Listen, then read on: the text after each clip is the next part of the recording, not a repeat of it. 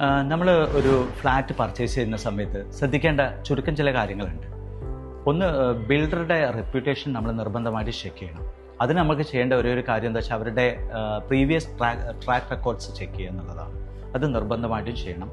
പിന്നെ കൂടാതെ നമുക്കതിൻ്റെ ലീഗൽ ക്ലിയറൻസ് അത് എങ്ങനെയുണ്ടെന്നുള്ളത് നമ്മൾ ചെക്ക് ചെയ്യണം. അതൊരു എക്സ്പീരിയൻസ്ഡ് ആയിട്ട് അഡ്വക്കേറ്റിൻ്റെ അടുത്ത് നമ്മൾ അവരുടെ ടൈറ്റിൽ ഡീഡ്സ് വാങ്ങിയിട്ട് നമ്മൾ അതിൽ എന്തെങ്കിലും ഡിസ്പ്യൂട്ട്സ് ഉണ്ടോ എന്നുള്ളത് ചെക്ക് ചെയ്യേണ്ടത് നിർബന്ധമാണ്.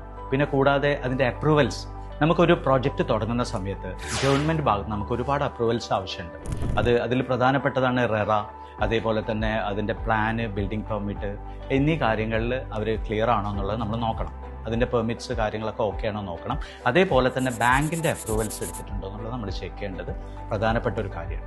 ഇത് കൂടാതെ പിന്നെ നമുക്ക് അതിൻ്റെ അകത്ത് ഈ പ്രോജക്റ്റ് നമ്മൾ എടുത്തു കഴിഞ്ഞാൽ നമുക്ക് ഭാവിയിൽ ഇത് റീസെയിൽ ചെയ്യുമ്പോൾ നമുക്ക് നല്ല വാല്യൂ കിട്ടുമെന്നുള്ള കാര്യം, റീസെയിൽ വാല്യൂ നമ്മൾ നിർബന്ധമായിട്ട് ചെക്ക് ചെയ്യണം. അതേപോലെ തന്നെ അതിൻ്റെ റെൻ്റൽ പൊട്ടൻഷ്യലിനെ പറ്റിയിട്ട് നമ്മൾക്കൊരു അവബോധം ഉണ്ടായിരിക്കുന്നത് നന്നായിരിക്കും.